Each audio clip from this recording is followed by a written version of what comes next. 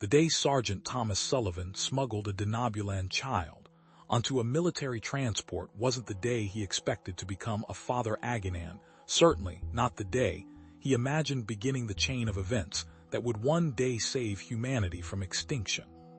Plasma fire screamed overhead as Sullivan pressed himself against the crumbling wall of what had once been a denobulan settlement. Vega 9's twin suns beat down on his sweat-soaked combat armor, the temperature display on his HUD reading a steady 42 degrees C. His squad, what remained of Ithad, scattered when the separatist ambush hit, their experimental weapons turning Marines into ash before they could even radio for backup. Ortiz Nakamura, report positions, Sullivan whispered into his comm, the taste of dust and iron filling his mouth. Static answered, another 2 gone then. The knowledge settled in his gut like lead. 4 hours ago they'd been 12 strong. Now he counted 3 heat signatures on his tactical display. Schmidt, circle north. Chen, hold position, he ordered, receiving terse acknowledgments. We secure the area and extract. Command wants bodies counted, intelligence gathered, then we're gone. The 2157 border skirmishes with the denobulans had escalated far beyond diplomatic solutions. After decades of Cold War following the Proxima Centauri peace accords, this contested planet had become the flashpoint everyone feared. Sullivan had seen enough combat to know that neither side would claim this rock when it was over. Just plant their flags in the ashes and call it victory.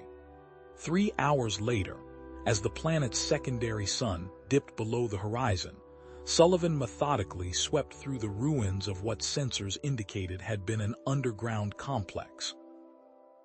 Heat signatures showed negative, but movement protocols demanded thoroughness. The collapsed entrance gave way to a tunnel that survived the orbital bombardment military-grade construction, which raised questions about the civilian nature of this settlement. That's when he heard a small sound, barely audible over the crackle of his comms. A whimper. Sullivan raised his pulse rifle and activated his tactical light, illuminating the darkness ahead. Identify yourself, he commanded, falling back on protocol even as his instincts told him the sound wasn't from a combatant. In the beam of light, huddled against a collapsed support beam, sat a small denobulan child. Female, Sullivan guessed, maybe equivalent to a human 5-year-old. Her characteristic ridged forehead was smudged with dirt and what looked like dried blood. Large, frightened eyes reflected his light. Parents? Sullivan asked, using one of the few denobulan words in his translation database. The child pointed to a partially collapsed section of the shelter. Sullivan's thermal scanner confirmed what he already suspected. 2 cold bodies lay beneath the rubble. The logical course of action was clear. Contact command. Report the civilian. Arrange for processing through proper channels. But as Sullivan stared at the child who remained silent, watching him with those impossibly wide ice memories of his own family flooded back. His wife and daughter, lost in the Martian colony collapse. The emptiness that followed him like a shadow for 5 years since. What's your name? He asked, kneeling down and switching his translator to the simplified dialect used for denobulan children. Uma, she replied, voice barely above a whisper. Sullivan made his decision in that moment, one that violated every protocol in the United Earth Marine Corps handbook. He called in the all-clear to his surviving team members, conveniently omitting any mention of survivors. Then he removed his outer tactical vest and wrapped it around the small denobulan. I'm Thomas, he said, lifting her up, and I'm getting you out of here. As Sullivan carried Uma through the ruins toward extraction, he had no way of knowing that the child in his arms possessed a dormant genetic sequence, engineered by ancient denobulan scientists of failsafe, against extinction-level threats that would one day prove crucial to Earth's survival. Nor could he have known that beyond Pluto's orbit, gravitational sensors were already detecting the first anomalous readings of something approaching something that would threaten all humanity and require this unlikely father-daughter pair to save it. All he knew was that he couldn't leave another child orphaned in the ashes of war. The transport shuttle hummed beneath Sullivan's boots as he gazed through the viewport at Earth's blue-green surface. Uma sat beside him, her small fingers tracing patterns on the reinforced glass. 6 months had passed since he'd carried her from the ruins of her home on Vega 9.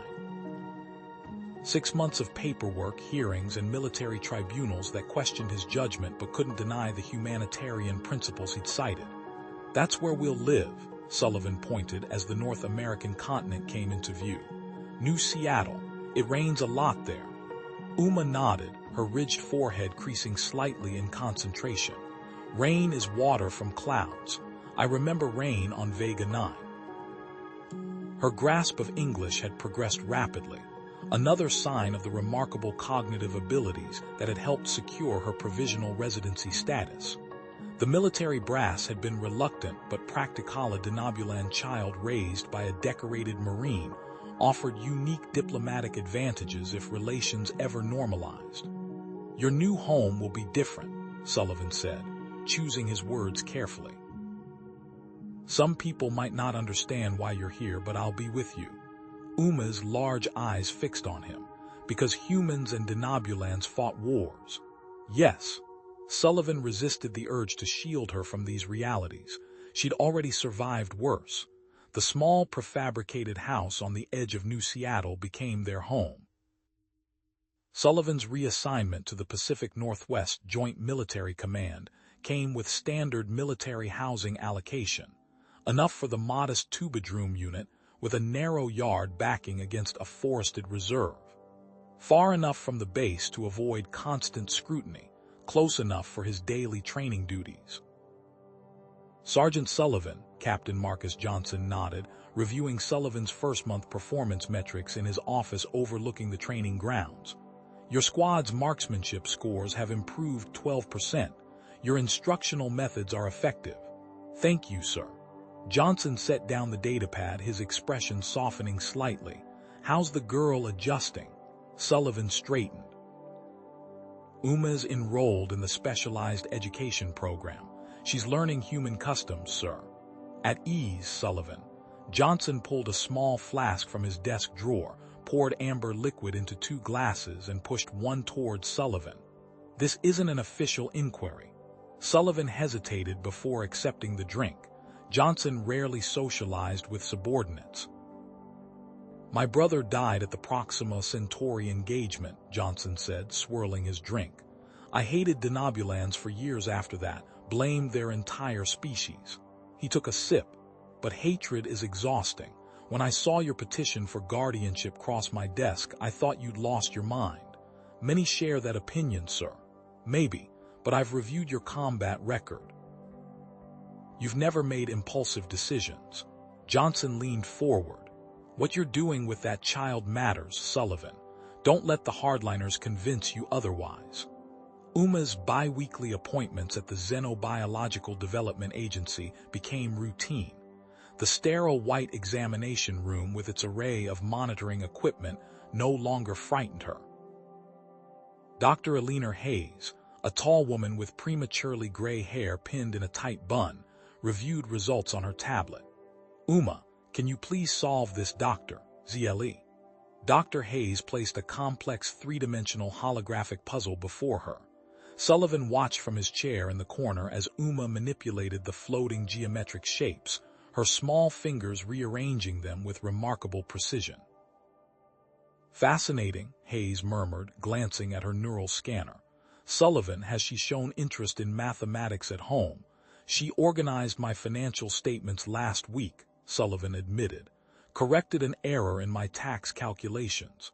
Hayes raised an eyebrow. "Without formal training." She said the numbers wanted to be in the right places.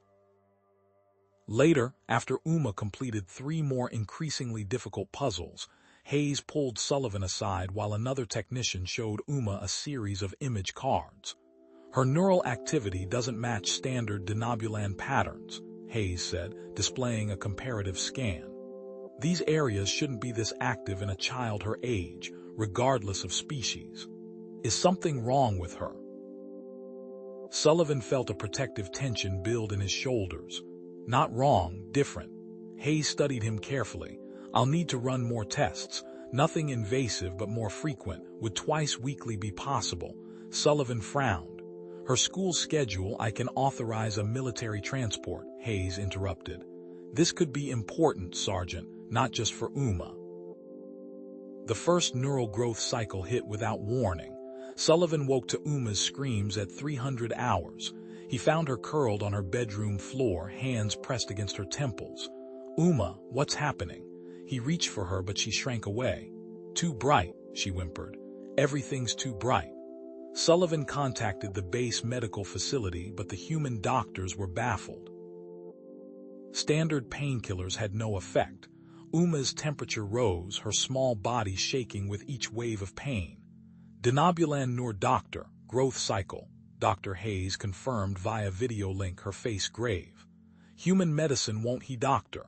You need to get her to Dr. Vash in Alaska. That's a restricted zone for non-humans, Sullivan replied, holding Uma as she trembled against him. I've already requested emergency clearance. A transport will arrive in 20 minutes. Pack warm clothes. Facility is isolated. The flight to Alaska's remote research station took 4 hours. Uma drifted in and out of consciousness, muttering words in Denobulan that Sullivan couldn't understand. The research station rose from the tundra like a massive silver insect, its multiple dome doctor, onycted by transparent tunnels. Dr. Nara Kavash met them at the landing pad, her Denobulan features severe against the stark white landscape. She immediately administered a compound from a blue vial, and Uma's breathing steadied. Her body is rewiring neural pathways, Kavash explained later in her laboratory. It's natural for our species, but painful. She'll experience 3 more cycles before adulthood. Sullivan watched through an observation window as Uma slept peacefully for the first time in days. Why didn't the XDA doctors know about this? Kavash's mouth tightened. There are aspects of Denobulan physiology we haven't shared with Earth scientists. She turned to her computer, entering commands that initiated a deeper scan of Uma's cellular structure. I want to check something. The screen filled with complex genetic sequences. Kavash's ridged forehead deepened with concern. What is it? Sullivan asked. This genetic marker shouldn't be here, Kavash pointed to a highlighted section. This is engineered sophisticated work beyond current capabilities. She looked at Sullivan with sudden intensity. Where exactly did you find her? Underground shelter, military-grade construction. Her parents, dead when I arrived, Sullivan said. Why? Kavash's voice lowered. Before the wars, there were stories of the preserver scientists who engineered genetic safeguards against extinction events. Their work was supposedly destroyed decades ago. She gestured at the screen. This sequence resembles their theoretical models. What does that mean for Uma? I don't know, Kavash admitted. But she carries something deliberately preserved through generations.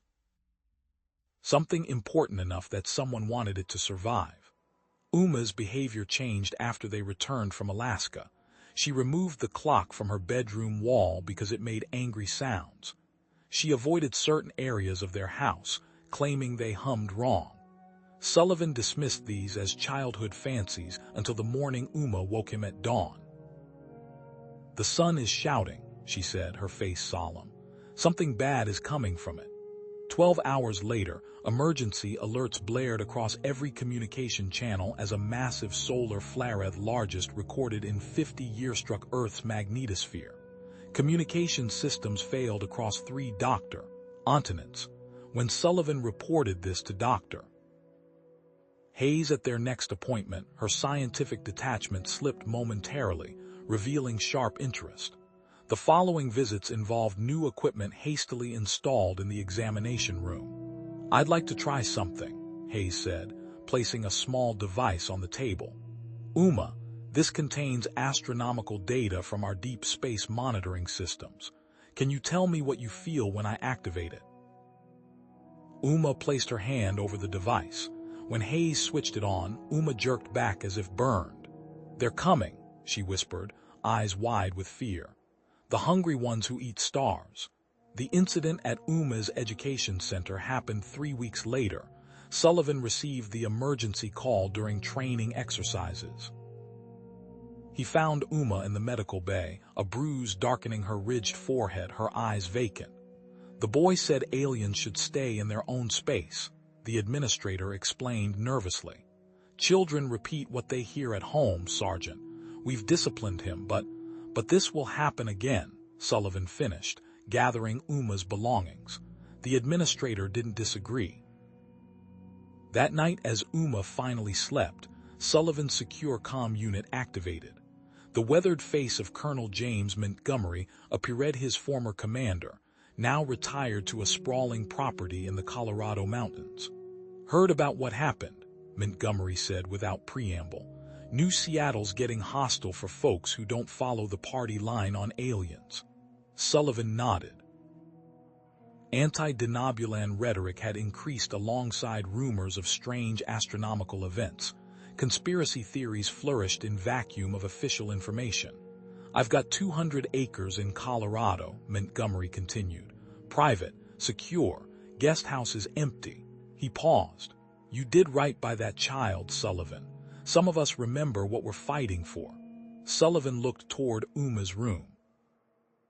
"I'll request a transfer." "Already approved," Montgomery replied. "Captain Johnson pushed it through this afternoon." Sullivan wasn't surprised. Johnson had been quietly supportive from the beginning, arranging security clearances and expediting paperwork whenever obstacles appeared. What Sullivan didn't know, DRHE began packing their modest belongings, was that Dr.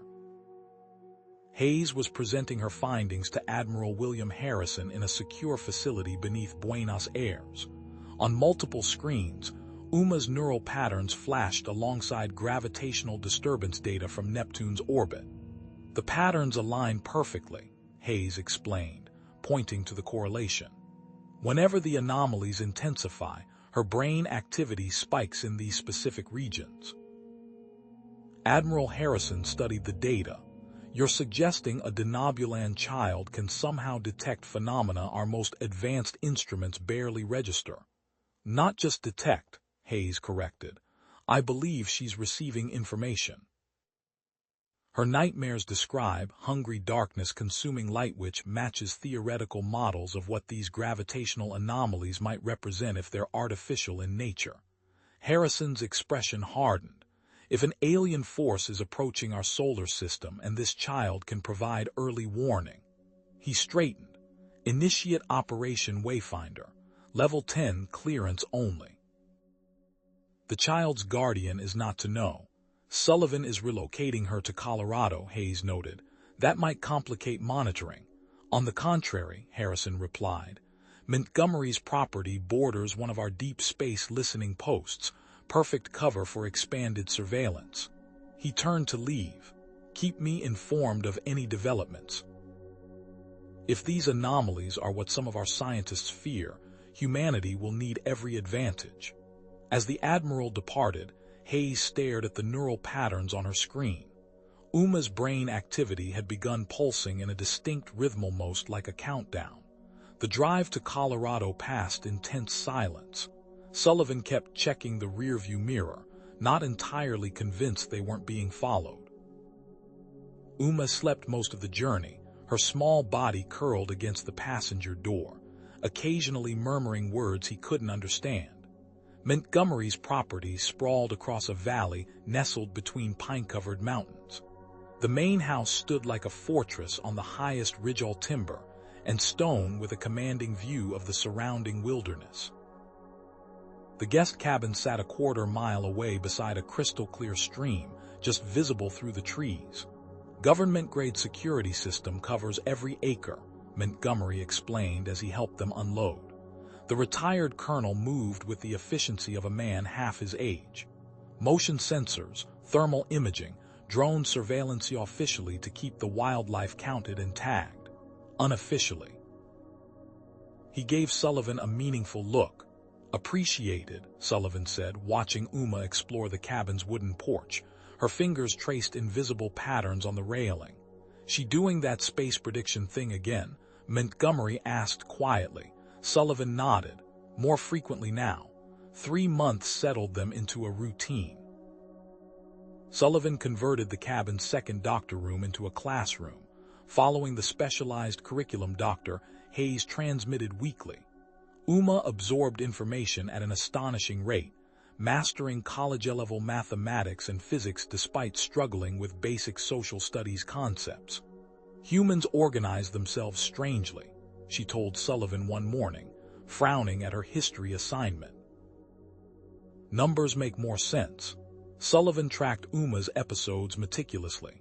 The nightmares came with increasing frequency, always leaving her drenched in sweat, eyes wide with terror.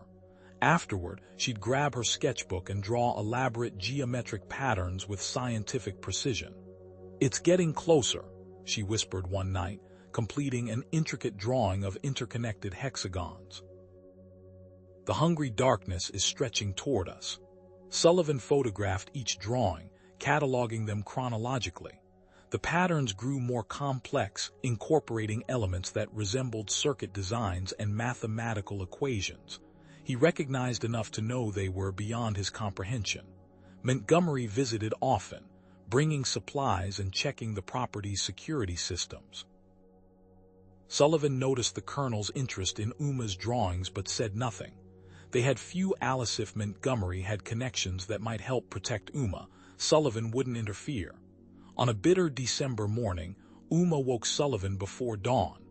"Saturn is screaming," she said, standing beside his bed in her nightgown. Her eyes reflected light that wasn't present in the dark room. Sullivan checked the astronomical alerts on his tablet. Nothing unusual.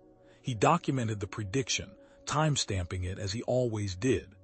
6 hours later, scientific channels lit up with reports of unexpected gravitational disturbances affecting Saturn's orbital patterns. That night, Sullivan found Uma sleepwalking for the 3rd time that week. She stood in the center of the living room, face tilted upward, arms outstretched toward the ceiling. When he tried to guide her back to bed, her body resisted, maintaining its orientation like a compass needle. "Uma," he said gently, "it's time to sleep." She didn't respond.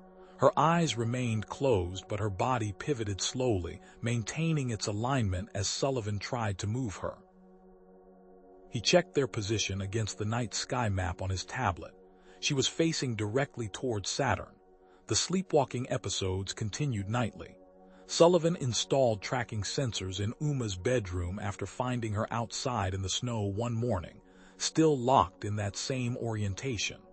On the 7th night, he woke to strange sounds from the cabin's main room.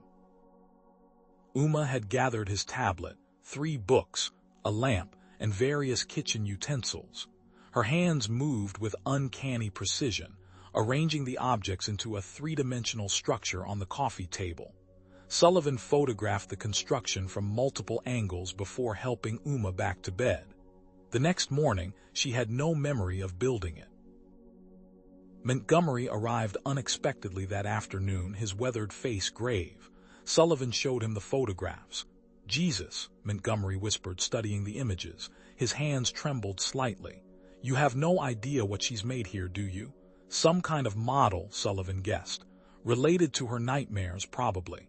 Montgomery shook his head slowly. "I need to make a call." The black SUVs arrived 2 days later, rolling up the long drive in formation. Sullivan counted 5 vehicles, military precision in their spacing. He moved Uma to the cabin's back room. "Stay here," he instructed. "Whatever happens, don't come out until I tell you." A tall man in an unmarked black uniform stepped from the lead vehicle. 6 armed soldiers flanked him as he approached the cabin. "Sergeant Ian Sullivan," the man called. "I'm Major Gregory Winters. We need to speak with you and the Denabulan child." Sullivan stood in the doorway, blocking entrance. "Why?" "National security," Winters replied. "Admiral Harrison requires an emergency consultation with Uma." "Consultation," Sullivan repeated flatly. "That's why you brought a tactical team." Winter's expression hardened. "The situation is urgent, Sergeant. Please don't make this difficult." "She goes nowhere without explanation," Sullivan said, hand moving subtly toward the weapon holstered against his lower back. The standoff stretched until Montgomery's vehicle roared up the drive, skidding to a halt between the SUVs. He strode toward Sullivan, his military bearing unmistakable despite civilian clothes. "Stand down, Sullivan," Montgomery said quietly. "They're not here to harm her." "Then explain," Sullivan demanded. Montgomery glanced at Major Winters, who nodded slightly. "Those drawings Uma's been making," Montgomery said. "That model she built. They match classified imaging of an anomaly approaching our solar system, something massive, artificial, and moving with purpose." He lowered his voice, "Something that might end life as we know it." Sullivan felt his drive falter. "How do you know this?" "I've maintained certain connections," Montgomery admitted. "When I saw those photos, I recognized what she'd built. It's too exact to be coincidence." Sullivan studied his former commander's face, searching for deception. "I go with her," he said finally. "Wherever you take her, whatever tests you run, I stay with her." Major Winters began a protest, but Montgomery cut him off. "That's non-negotiable, Major. Admiral Harrison will understand once he meets the child." The Cheyenne Mountain complex loomed before them, carved into solid rock. Their convoy passed through 3 security checkpoints before descending into the mountain's depths. Sullivan kept his arm around Uma's shoulders as they entered an elevator that plunged far deeper than he'd expected. "We're going to meet people who want to understand your dreams," Sullivan explained as they descended. "You don't have to do anything that scares you." Uma nodded solemnly. "They want to know about the hungry ones." The elevator opened to a facility Sullivan hadn't known existed: pristine white corridors with laboratory spaces visible through glass walls. Scientists in var-Doctor's uniforms moved with purpose, many stopping to stare as Uma passed. Dr. Hayes waited in a large circular room filled with equipment Sullivan didn't recognize. Her usual tight bun had come partially undone, strands of gray hair framing a face lined with exhaustion. "Uma," she said, smiling warmly, "thank you for coming. We have some very important work to do." 2 other researchers Sullivan didn't recognize stood nearby, a tall man, Drth copper skin and silver-streaked black hair, and a familiar denobulan face. "Dr. K. Vash," Sullivan acknowledged, surprised. "Sergeant Sullivan," K. Vash replied with a slight nod. "When I examined Uma months ago, I never imagined she stopped herself. We should proceed with the initial scans." They guided Uma to a reclining chair surrounded by scanning equipment. Sullivan stayed beside her as tech doctor. Ian's attached neural monitoring devices to her temples and wrists. "These won't hurt," Dr. Hayes assured Uma. "We just want to see how your brain responds to certain images." The lights dimmed. A projection appeared on the wall, star charts showing Saturn's orbit and the space beyond. Uma's body tensed instantly. "There," she whispered, pointing to an area of seemingly empty space. "They're folding the darkness there." The monitoring equipment erupted with activity. Uma's back arched, her eyes rolling back. "Dr. RD," as her body began to convulse. "Uma." Sullivan reached for her. "Don't break the connection." Dr. K. Vash shouted, rushing forward with a medical device. Uma's lips moved, sounds spilling forth in no language Sullivan recognized, clicking consonants and liquid vowels forming patterns that seemed mathematically precise. "Recording this," the unknown male scientist said, adjusting equipment. "That's not denobulan, at least not modern denobulan." "Elements of ancient scientific terminology," K. Vash confirmed, monitoring Uma's vital signs. "Mixed with something else." Uma's convulsions subsided, her eyes opened, staring directly at Sullivan. "I saw them," she whispered, her voice unnaturally deep. "The hungry ones, T-Doctor, fold space like paper to travel, their ships." Her small hands began moving, forming shapes in the air. Dr. Hayes pushed a tablet into Uma's hands. The child immediately began drawing intricate spacecraft designs with strange proportions and geometries. They eat planets, Uma continued, her fingers flying across the screen. Consume them to make more of themselves. The male scientist studied the drawings, face paling. These drive systems are consistent with the gravitational distortions we've been Dr. Ing. Uma suddenly looked up, eyes locking on a particular spot on the wall. The fold is shifting now, she stated. Dr. Hayes glanced at her watch. Mark the time. 6 hours later, monitoring systems throughout the facility detected the anomaly's position change exactly where Uma had indicated. Pointed with perfect accuracy, Dr. TLY matching the coordinates sent by Earth's deep space monitoring network 8 minutes later. Sullivan exchanged Dr. Ook with Dr. Hayes. This is beyond prediction. She's not forecasting events, she's perceiving them in real time. Or before they happen, Dr. Kavash added quietly. For 3 weeks, Uma underwent intensive testing at the Cheyenne Mountain facility. Scientists monitored her brain activity, genetic structure, and the strange energy patterns radiating from her body during episodes. Sullivan remained her constant Dr. Anion, sleeping on a cot beside her examination room, refusing assignments the doctor would separate them for more than an hour. On the 17th day, Dr. Hayes called Sullivan Dr. O her office. Uma was undergoing her daily neural scanning with Dr. Kavash, giving them a rare moment to speak privately. Her genetic transformation has stabilized, Dr. Hayes said, displaying a holographic model of Uma's DNA. The fluctuations we observed when you first brought her in DRVE settled into new patterns. Your presence appears to be the stabilizing factor. I don't understand, Sullivan said, studying the complex display. Neither do we entirely. Dr. Hayes manipulated the hologram highlighting specific gene sequences. But the data is conclusive. When you remain near her, these sequences maintain coherence. When you're absent for extended periods, they begin to degrade. She deactivated the display. Whatever the denobulans engineered into her, it's activated by human proximity, specifically yours.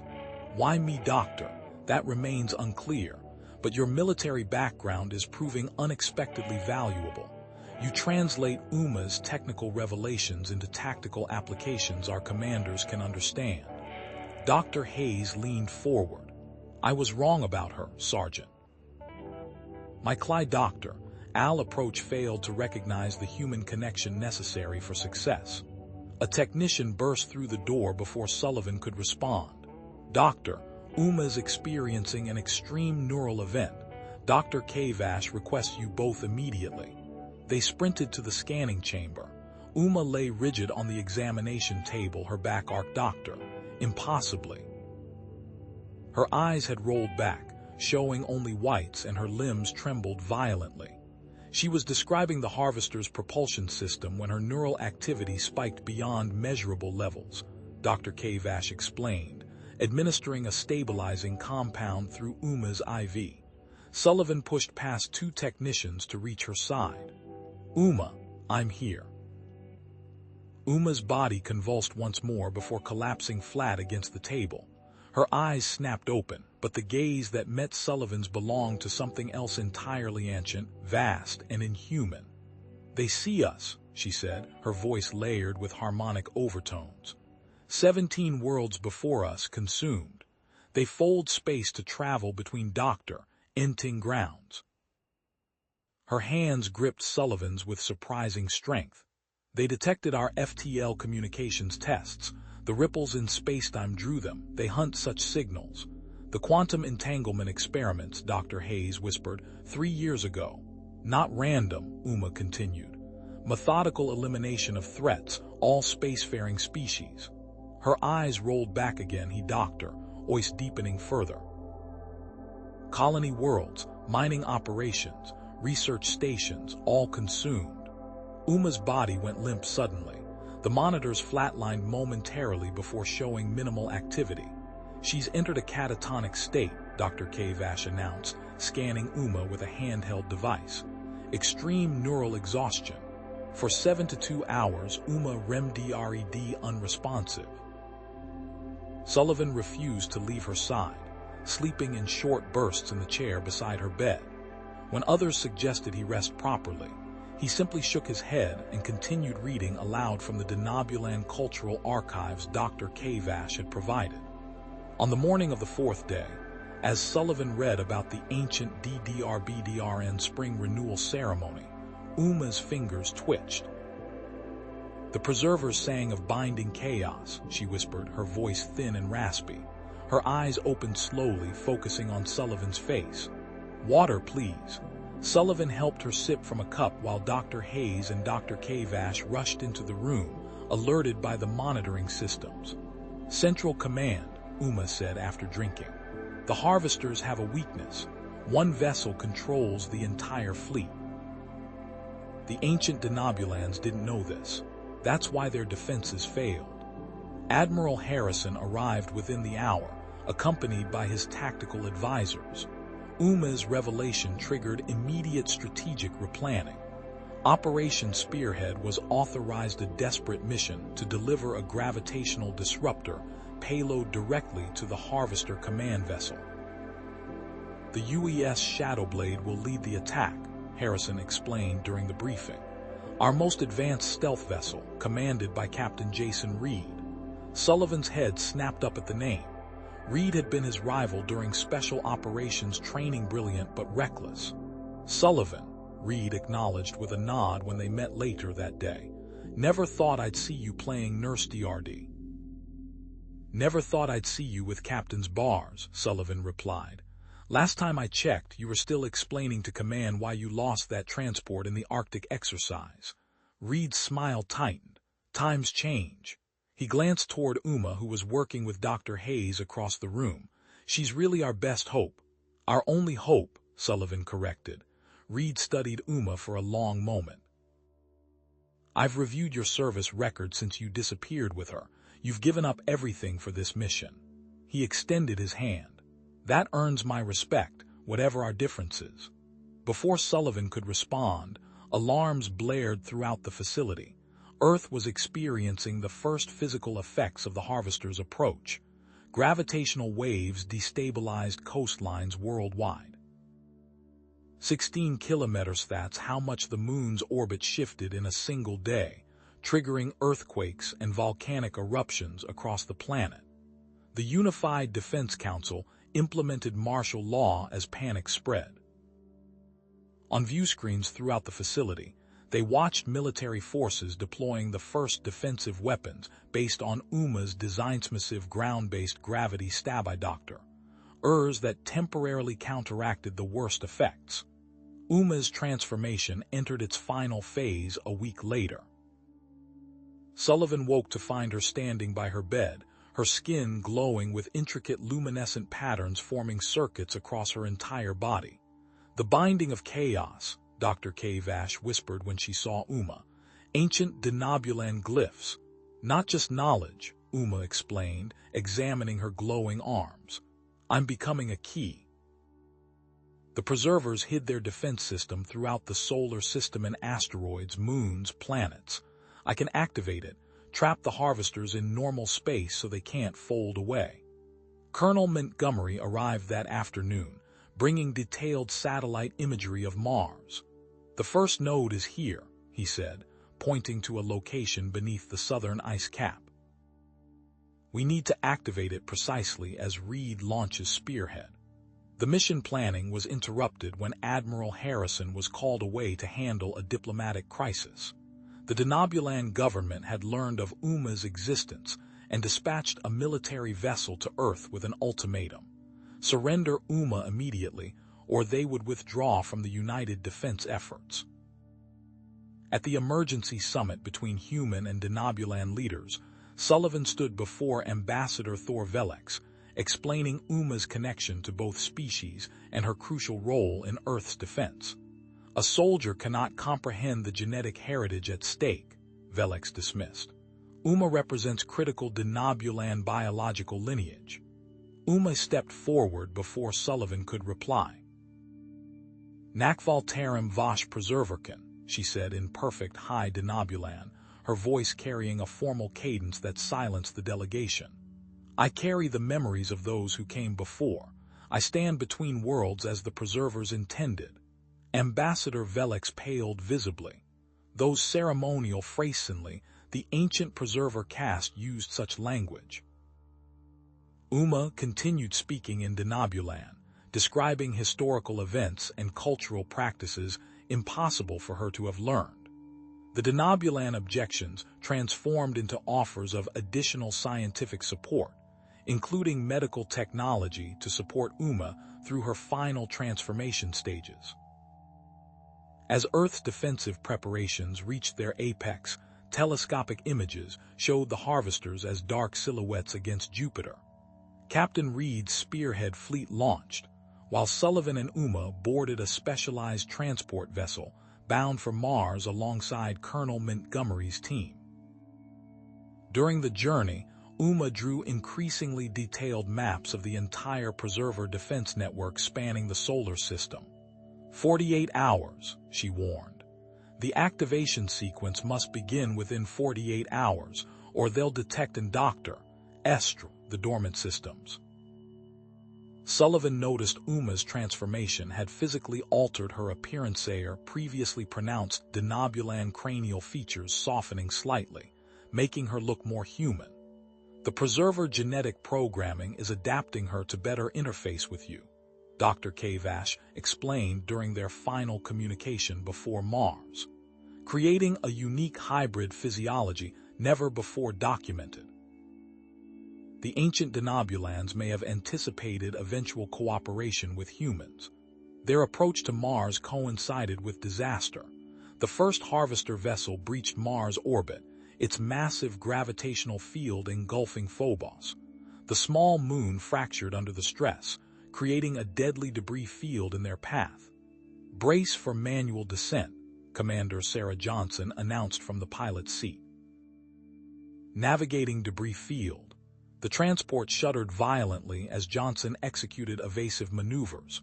Uma's body began emitting energy pulses that interfered with the navigation systems. Warning lights flashed across the cockpit. "Navigation failing," Johnson reported. "Energy interference." Sullivan unbuckled Uma from her seat and lifted her. "I need to get her to the shielded compartment."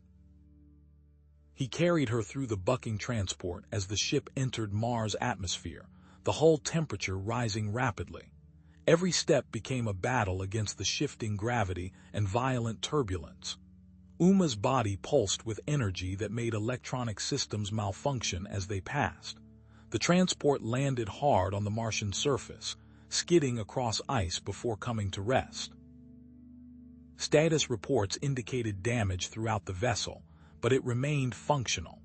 Through the viewport, Sullivan saw the stark landscape of Mars' southern pole stretching before them 3 kilometers of treacherous ice fields, separating them from the preserver node's entrance coordinates. Colonel Montgomery checked the external sensors. "The harvester vessel is moving into position above us. We have less than 4 hours before it detects the dormant node." Uma stood at the transport's hatch as it opened, releasing a cloud of condensation into the thin Martian atmosphere. Her luminescent patterns glowed brighter against the red planet's twilight. "The node remembers me," she said. "It's awakening already." "The node remembers me," Uma said. "It's awakening." Sullivan surveyed the Mars landscape through his helmet visor. The red planet's southern pole stretched before them, a vast expanse of treacherous ice and jutting rocks. Their objective lay 3 kilometers ahead, hidden beneath millennia of Martian frost. "Movement plan," Colonel Montgomery ordered, gathering the team. "Standard formation. Foster's security detail takes point and rear guard. Webb, deploy stabilization spikes every 50 meters to secure our path." Lieutenant Marcus Webb nodded, adjusting the specialized ground anchoring equipment strapped to DRS back. "These should compensate for minor gravitational fluctuations, but if those harvesters get any closer..." He glanced upward at the darkening sky. "We move now," Sullivan said, securing Uma's environmental suit. Her transformed physiology had made fitting standard equipment difficult, but Dr. Kavash's modifications ensured proper protection against Mars' thin atmosphere. They ventured onto the ice field. Uma walked between Sullivan and Montgomery, her luminescent skin patterns visible even through her suit. With each step, the patterns pulsed brighter. 8 degrees east, she announced after they'd covered 500 meters. The entrance coordinates need adjustment. Montgomery consulted his navigation display, then nodded to Major Foster. Adjust bearing. The ice beneath them groaned suddenly, a deep bass rumble that vibrated through their boots. A fracture line appeared, racing across the surface 20 meters ahead. Gravitational wave, Webb shouted.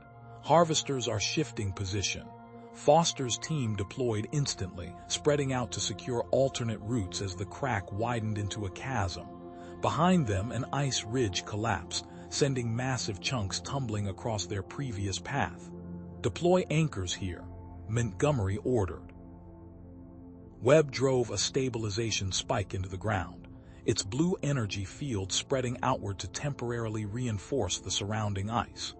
Sullivan's comm unit activated, projecting a holographic display visible to the entire team. The UES Shadowblade and 3 companion vessels appeared, their sleek profiles barely visible against the backdrop of Jupiter. Captain Reed's voice came through with surprising clarity. Spearhead operation commencing. Gravitational cloaking systems engaged, approaching primary harvester formation at Mark 730. Uma watched the display, her eyes reflecting the light of distant battles. The Shadowblade's design incorporates elements I suggested, she said quietly to Sullivan. I hope it's enough. The transmission abruptly dissolved into static. Every electronic device on the team simultaneously flashed Doctor, warning symbols. EMP, Webb called out, frantically checking his equipment. Massive electromagnetic pulse. All communications with Earth are down. Montgomery attempted to restart his tactical display. Nothing's responding except my monitoring equipment, Sullivan finished, checking the small device Dr. Kavash had attached to Uma's suit. It's still operational. Denobulan quantum architecture, Uma explained. It doesn't rely on standard electromagnetic principles. Foster scanned the horizon. We're on our own then. 3 harvester vessels just entered visible atmosphere. Estimate 20 minutes before they're directly overhead. They pressed forward across increasingly unstable terrain. Uma's luminescent patterns guided them where equipment failed, growing brighter whenever they moved in the correct direction. Webb continued deploying stabilization spikes at critical junctures, their energy fields creating momentary islands of stability amidst the chaos of fractured ice. 2 kilometers in, they reached a towering wall of ice that stretched upward nearly 60 meters. The entrance is here, Uma said, placing her gloved hand against the frozen surface. Beneath this barrier. Montgomery unsealed a compartment on his pack. Manual excavation it is. He distributed thermal charges to Foster's team. Set these at 5-meter intervals along the base. Minimal yield. We don't want to collapse the entrance if it's structurally compromised. The charges melted through the ancient ice with surprising efficiency, revealing glimpses of something artificial beniathlet surfaces and geometric patterns inconsistent with natural formation. The final charge exposed a massive doorway embedded directly into Martian bedrock. Sullivan stared at the symbols etched into the ancient metal surface. They matched the patterns illuminated on Uma's skin, exactly curves and angles forming a complex language lost to time. How do we open it? Foster asked, examining the seamless door for any obvious mechanism. Uma stepped forward, removing her glove. It needs to recognize me. She pressed her bare hand against the central panel. For a moment, nothing happened. Then a low hum emanated from within the rock itself. The symbols illuminated in sequence, each lighting up in perfect synchronization with the corresponding pattern on Uma's skin. The massive door slid aside with surprising grace, revealing a vast chamber beyond. Sullivan activated his suit lights as they entered. The beam played across crystalline structures arranged throughout the chamber, 7 towering pillars surrounding a central platform, each composed of material that seemed to absorb and reflect light simultaneously. "The primary node," Uma whispered. She walked purposefully toward the central platform, her steps certain despite having never physically been here before. "Sullivan, stand there." She pointed to a specific position beside the platform. He complied without question. The moment he took his place, the chamber activated. The crystal pillars illuminated from within, casting prismatic light throughout the space. Above the platform, a holographic display materialized, a perfect representation of the solar system, with 15 red markers indicating harvester vessel positions in real time. "It's working," Uma said, her voice filled with wonder. "The system is responding to both of us." Lieutenant Webb circled the chamber, examining the walls with growing excitement. "Colonel, you need to see this." He pointed to intricate schematics etched into the outer wall. "This isn't just a defense system, it's part of a network spanning the entire solar system." Montgomery studied the diagrams. 7 primary nodes: Mars, Europa, Saturn's rings, Mercury, Venus, Neptune, and Earth. "A containment field," Uma explained, her hands moving through the holographic display. "When fully activated, Doctor will trap the harvesters in normal space, preventing them from folding away. Their own gravitational technologies will turn against them." Sullivan watched as Uma stepped onto the platform. Her body went rigid, eyes rolling back as her consciousness separated from her physical form. He lunged forward in panic, but Dr. K. Vash's monitor showed stable life signs. "She's integrated with the system," Montgomery said. "Her consciousness is connecting to the other nodes." Sullivan's perception shifted suddenly. Through his bond with Uma, he glimpsed fragments of her expanded awareness, ancient cities on forgotten worlds, the rise of a civilization devoted to preservation rather than destruction, and their eventual fall as the harvesters methodically consumed their worlds. He saw the desperate plan to seed technology throughout promising star systems, waiting for species capable of activating the defenses when the threat inevitably returned. Uma gasped, her consciousness snapping back to her DRDY. She stumbled, and Sullivan caught her before she could fall. "I've activated the Mars node," she said, her voice strained. "But each node requires physical calibration by someone carrying my genetic pattern. Without full calibration at all 7 locations, the containment field will only temporarily halt the harvesters." Dr. K. Vash's monitoring equipment hummed, automatically transmitting this vital information through a backup quantum channel that bypassed the harvester disruption field. Uma returned to the platform, initiating the primary activation sequence. The crystal pillars brightened, their illumination intensifying until Sullivan had to shield his eyes. The chamber vibrated as massive machinery hidden deep beneath the Martian surface awakened for the first time in millennia. "Power systems engaging," Webb reported, watching as indicators on the wall displays changed from dormant to active status. "It's drawing energy directly from Mars's core." A beam of energy shot upward from the chamber's ceiling, visible even through meters of rock and ice. On the holographic display, they watched it connect with the scattered fragments of Phobos, using the moon's remains as a natural amplification array. The energy continued outward, forming a luminous web connecting to the other node locations throughout the solar system. The holographic display flickered, showing 3 harvester vessels abruptly changing course heading directly for their location on Mars. The remaining 12 accelerated toward Earth. "They've detected us," Montgomery announced grimly. "We've got incoming." The chamber's communication system suddenly activated, breaking through the electromagnetic interference. Captain Reed's voice came through, distorted but recognizable. 2 vessels down. Shadowblade sustained critical damage but continuing approach to command vessel. We will complete our mission. The transmission cut off as Montgomery received a partial message from Earth Command. His expression darkened as he listened. The Europa and Neptune teams have gone silent, he reported. Only 4 of the 6 deployed teams have Doctor each their nodes. Without full activation, the containment field won't hold. Sullivan looked at Uma, whose skin had grown increasingly translucent as energy coursed through her body. What options do we have? I can compensate for the missing nodes, she said quietly. Channel additional power through my connection to the system. Doctor.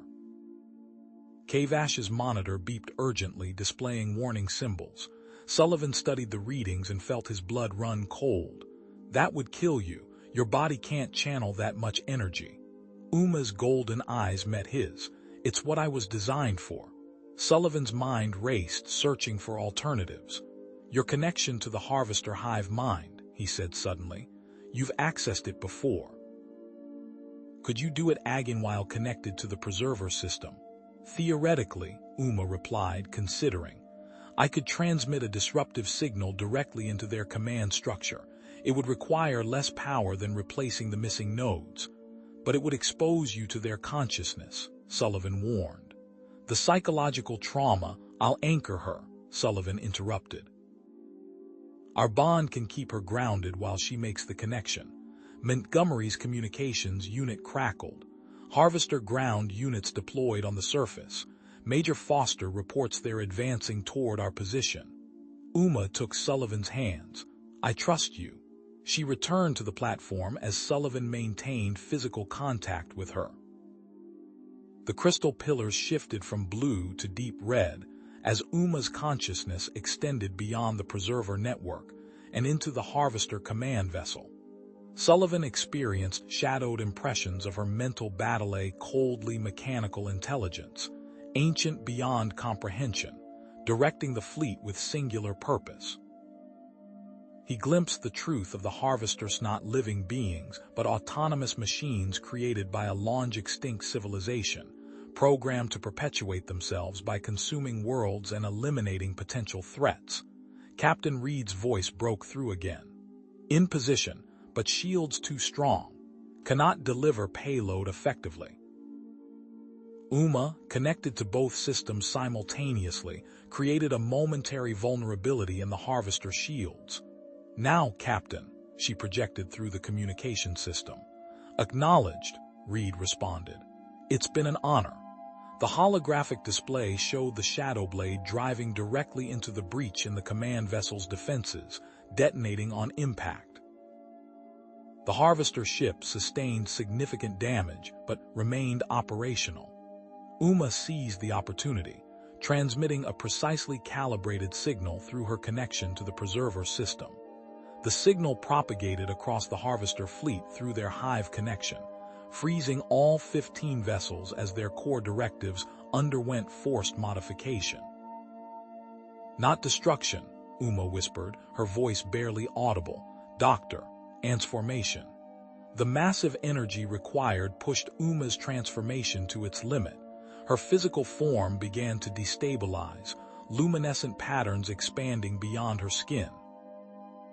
Sullivan maintained his grip despite the energy now burning his own skin, his military training allowing him to endure the pain as he kept Uma anchored to her physical form. Dr. Kavash's monitor showed Uma's vital signs fading, her consciousness stretched across multiple systems and dimensions. Sullivan held on, refusing to let go even as the chamber's systems began powering down around them, the ancient facility having fulfilled its purpose. Team evacuating per orders, Montgomery called from the entrance. Sullivan, we need to go now. Sullivan remained motionless, still clutching Uma's increasingly translucent form. In the dimming light of the deactivating crystal pillars, he spoke to her not as a guardian but as a father. I didn't understand when they first assigned me to you, he said, voice rough with emotion. I thought you were just another mission, but you're not a weapon or a tool, Uma. You're a child who deserves a future. Come back to me. We'll build that future together. As the final crystal pillar powered down, Uma's body suddenly solidified in his arms. Her appearance had changed. Faint luminescent patterns remained embedded in her skin, and her features represented a true hybrid between denobulan and human physiologies. Her golden eyes opened briefly. "I found my way home," she whispered before losing consciousness. Sullivan lifted her carefully, carrying her toward the chamber entrance where Colonel Montgomery waited. Outside, they could hear the sounds of combat diminishing as Major Foster reported the Harvester ground forces had suddenly gone inactive. "Whatever she did," Montgomery said, checking the last functioning display, "it worked. The Harvesters have entered some kind of regeneration cycle. They're reconfiguring." The distant whine of approaching engines grew louder as rescue shuttles from Earth broke through Mars's atmosphere. Sullivan stepped out of the anti-doctor chamber, Uma secure in his arms, as the first shuttle touched down on the ice field before them. The atmosphere on the return journey to Earth remained tense. Uma lay in a specialized medical pod, vital signs weak but stable. Sullivan refused to leave her side, his hands bearing the raw, healing burns from maintaining contact during the node activation. Dr. Kavash monitored Uma's transformed physiology, her instruments struggling to interpret the readings from Uma's hybrid form. "Her cellular Dr. Uxer is stabilizing," Dr. Kavash explained as their transport vessel entered Earth orbit, "but her neural patterns are." She tapped the monitor, recalibrating. "Unlike anything I've documented before." Sullivan nodded, eyes fixed on Uma's peaceful face. The luminescent patterns embedded in her skin pulsed faintly with her heartbeat. "But she'll recover." "I believe so," Dr. Kavash replied, her typically confident voice tinged with uncertainty. "Her consciousness appears to be integrating experiences from multiple sources." 2 weeks later, Sullivan sat beside Uma's bed in the Geneva International Medical Center's specialized xenobiology wing. The large window offered a view of Lake Geneva, where reconstruction efforts had begun along the DRD shoreline. Millions had died when the Harvester's gravitational disruptions triggered unprecedented tidal events worldwide. Sullivan rubbed his bandaged hands together, wincing at the persistent pain. The energy burns from Mars healed slowly, but he dismissed the medical staff's concerns each time they suggested treatment. His focus remained entirely on Uma. Dr. Hayes entered, accompanied by Dr. Kavash.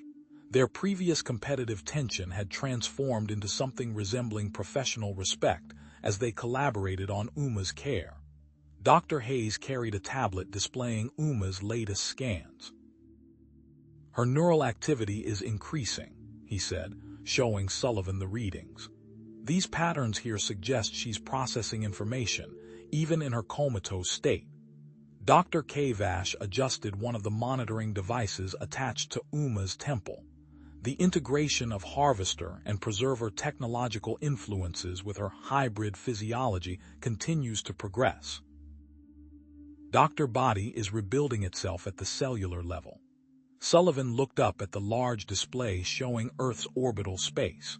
The 15 Harvester vessels had positioned themselves in stable orbits throughout the solar system. Rather than threatening Earth with destruction, they now emitted specialized gravitational fields that counteracted the instabilities they had previously caused. "They're helping us," Sullivan observed. Dr. Kavash nodded. "Whatever Uma did on Mars fundamentally altered their programming from destroyers to preservers." A knock at the door interrupted them. Colonel Montgomery entered, his uniform crisp despite obvious fatigue. "How is she?" he asked. "Stable," Sullivan replied, not taking his eyes off Uma. "Any news about the Europa and Neptune teams?" Montgomery's expression darkened. "Confirmed lost, but their sacrifice wasn't in vain. The system is working. The containment field holds the Harvesters in normal space, and Uma's reprogramming seems permanent." He placed a hand on Sullivan's shoulder. The press is clamoring for interviews. Half the governments on Earth want to speak with the heroes of Mars. Admiral Harrison is running interference, but no interviews, Sullivan said firmly. No diplomats. Not until she wakes up, Doctor. Montgomery nodded, understanding in his eyes. I'll keep them at bay. The days blurred together as Sullivan maintained his vigil. He read to Uma from books he'd brought from their Colorado home adventure stories she'd enjoyed during peaceful evenings before the harvesters arrived. Hospital staff brought him meals he barely touched. Outside the window, repair crews worked to rebuild Geneva's damaged lakefront. On the 23rd day, Dr. Kavash burdocked her into the room, her typically composed demeanor fractured by urgency. Ambassador Velix is here with a diplomatic delegation. They're demanding access to Uma. Before Sullivan could respond, raised voices echoed from the corridor. He recognized Admiral Harrison's authoritative tone among them. What do they want? Sullivan asked, standing protectively near Uma's bed. The Denobulans filed a formal petition for Uma's transfer to their custody, Doctor. Kavash explained, checking Uma's monitors. They claim her hybrid status makes her a crucial genetic resource that cannot remain under one individual's guardianship. Sullivan's expression hardened. She's not a resource, she's a child. The door opened again as hospital security personnel entered. Their leader, a stone-faced woman in a crisp uniform, addressed Sullivan directly. Sergeant Sullivan, you're requested to temporarily vacate this room to accommodate a diplomatic meeting regarding the patient. Sullivan didn't move. I'm not leaving her. The security leader stepped forward. Sir, we have authorization to remove you if necessary. Sullivan's posture shifted subtly, his military training evident in his stance despite his civilian clothes.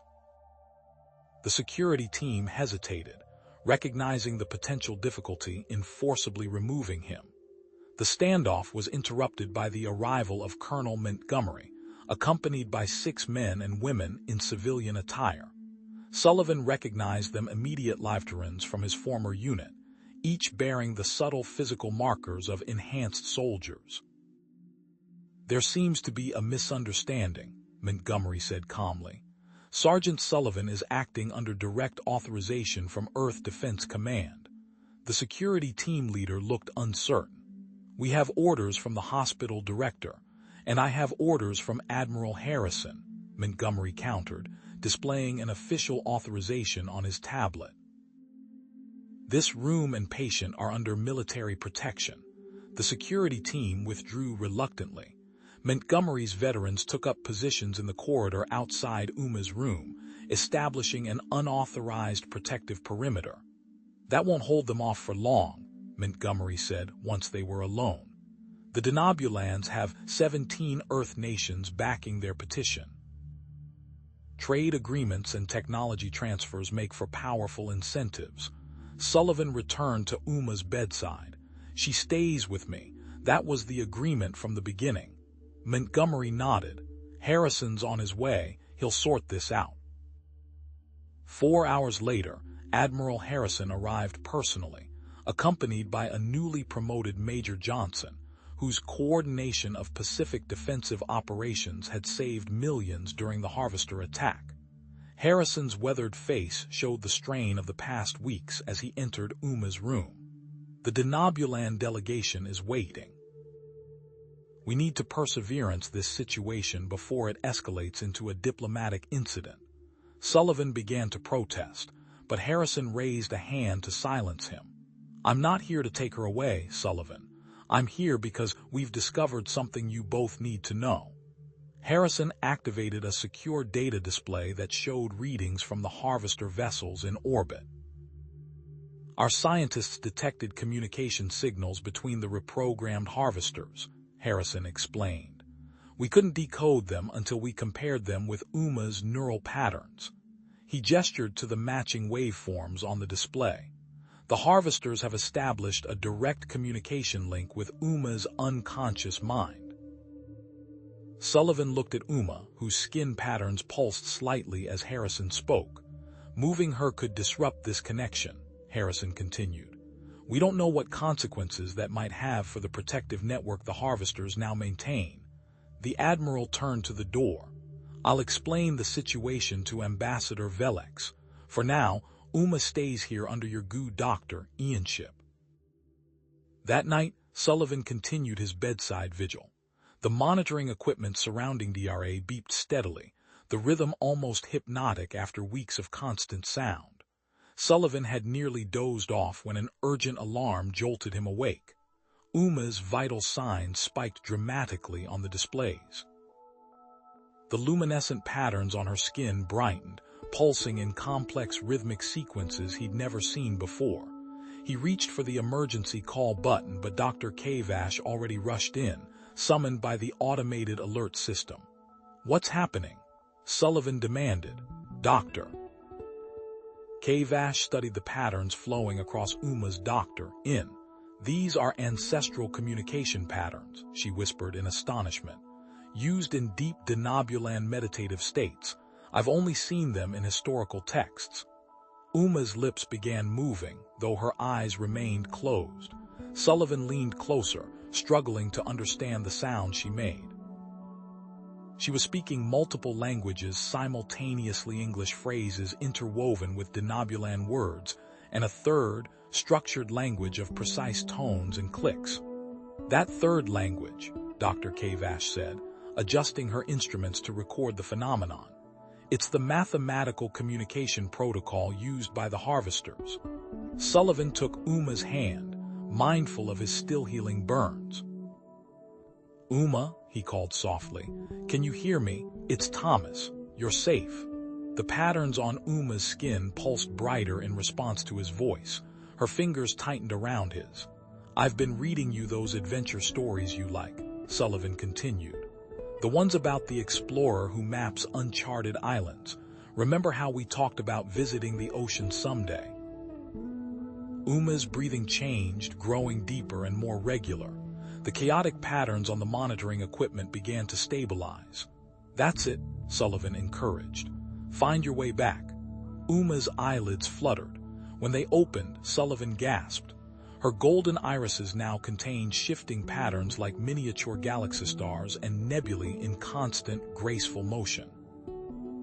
Thomas, she whispered, her voice hoarse from weeks of disuse. Sullivan squeezed her hand gently. I'm here. Uma's gaze focused on him, recognition and something much deeper, something ancient in her eyes. They're showing me everything, Thomas, she said.